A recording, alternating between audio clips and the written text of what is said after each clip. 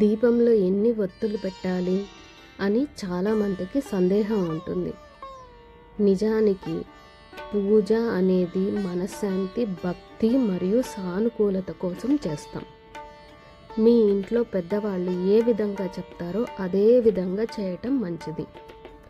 ఒకవేళ మీరు కొత్తగా పూజ ప్రారంభిస్తుంటే, మీకు పెద్దవాళ్ళు ఎవరు చెప్పడానికి లేకుండుంటే, అప్పుడు మీరు 3 ఒత్తులతో దీపం వెలిగించవచ్చు.